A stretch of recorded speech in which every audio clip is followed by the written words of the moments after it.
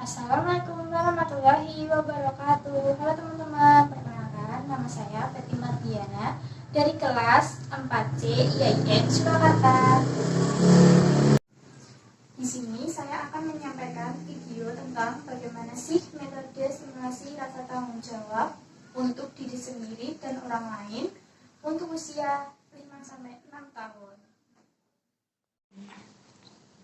Nah, di sini saya akan mengambil tema membersihkan mainan. Mau tahu gimana cara stimulasinya? Saksikan video saya ya. Di sini saya akan menggunakan metode bercerita untuk stimulasi anak dalam membereskan mainannya. Nah, di sini saya akan menjelaskan pengertian tanggung jawab itu. Pengertian tanggung jawab, nilai bertanggung jawab dalam nilai karakter jika dideskripsikan dalam perilaku adalah biasa menyelesaikan tugas-tugas tepat waktu, bisa mengerjakan tugas sampai selesai. Tanggung jawab menurut Kamus Umum Bahasa Indonesia adalah keadaan wajib menanggung segala sesuatunya.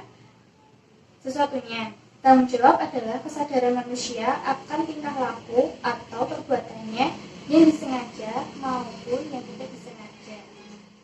Tanggung jawab juga berarti berbuat sebagai perwujudan kesadaran akan kewajibannya. Tanggung jawab merupakan kewajiban yang seharusnya dilakukan berhubungan dengan diri sendiri, masyarakat, lingkungan, seperti alam, sosial, dan budaya. Tanggung jawab menuntut untuk menyelesaikan tugasnya sampai selesai, tepat waktu, dan tidak mengingkari janji.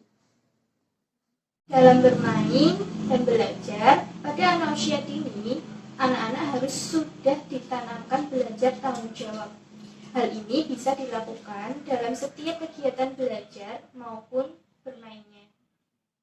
Misalnya ketika anak bermain di dalam kelas maupun di luar kelas, anak-anak dipantau untuk membereskan serta merapikan kembali ke tempat bermain dan alat-alat permainannya. Demikian ketika anak selesai sholat, makan, dan setelah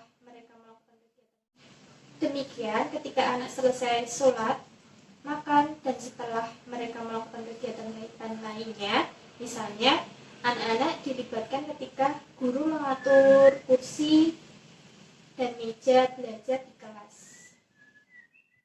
Keterlibatan anak ini sangat penting untuk menanamkan tanggung jawab dan rasa memiliki di kalangan peserta didik. Kegiatan yang melibatkan anak jika dilengkapi dengan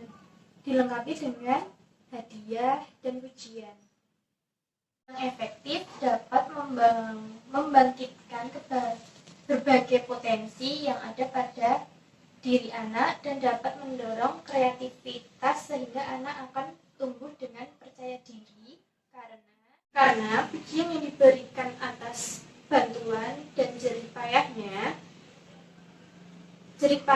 ini semua dapat digunakan untuk menemukan tanggung jawab pada anak-anak dan juga bisa untuk membangkitkan motivasi dan minat belajar anak selanjutnya. Saya akan menjelaskan pengertian dan fungsi metode bercerita. Nah, metode bercerita sendiri adalah salah satu metode yang sering digunakan dalam pembelajaran di taman anak-anak. Nah, metode bercerita ialah metode yang mengisahkan suatu peristiwa atau kejadian kepada peserta didik. Kejadian atau peristiwa tersebut disampaikan kepada peserta didik melalui tutur kata, ungkapan, dan mimik wajah yang unik.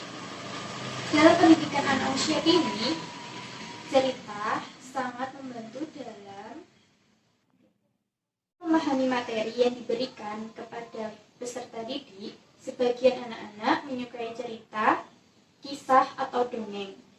Cerita adalah salah satu cara untuk menarik perhatian anak. Maka dari itu, kita sebagai seorang pendidik sangat perlu menggunakan metode cerita dalam pembelajaran. Beberapa alasan mengapa cerita sangat penting bagi dunia anak-anak. Pertama, bercerita merupakan alat pendidikan budi pekerti yang paling mudah dicerna oleh anak.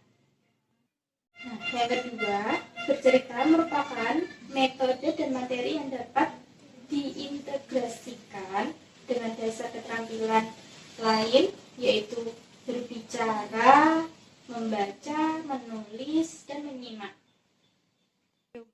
Terakhir, yang ketiga, bercerita memberikan ruang lingkup yang bebas pada anak untuk mengembangkan kemampuan bersimpati dan berempati terhadap peristiwa yang menimpa orang lain.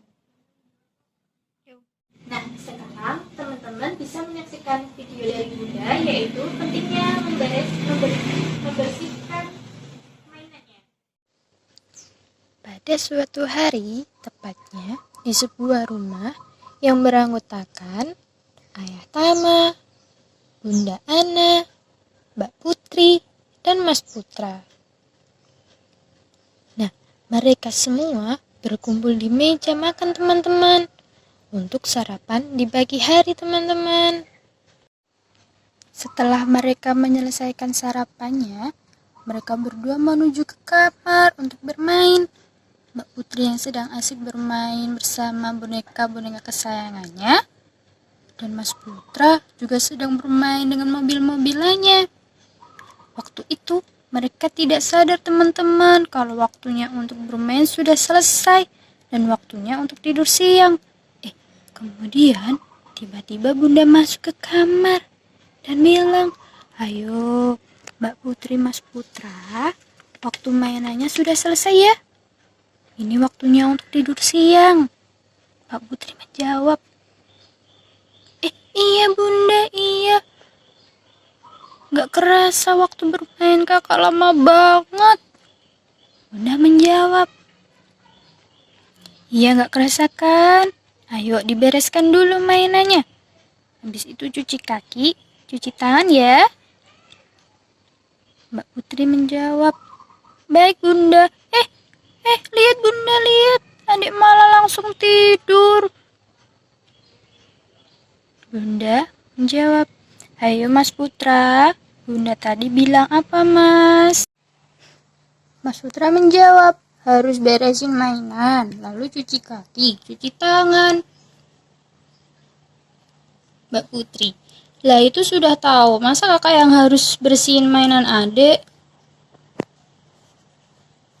Bunda menjawab, "Ayo Mas Putra diberesin dulu yuk, kasihan kakak. Kan Mas Putra tadi yang mainan mobil-mobilan." Mbak Putri, "Ayo dek beresin dulu." Jawab Mas Putra, Iya adik bersihin." Bunda, nah anak Bunda pinter-pinter semua. Udah mau bilang, kalau sudah selesai mainan, ya harus dikembalikan lagi ke tempatnya. Biar tidak hilang, Nak. Itu kan juga mainannya Mbak Putri sama Mas Putra. Ya harus bisa ngerawatnya. Selesai. Itu tadi metode yang saya sampaikan. Wabillahi taufiq wal hidayah. Wassalamualaikum warahmatullahi wabarakatuh.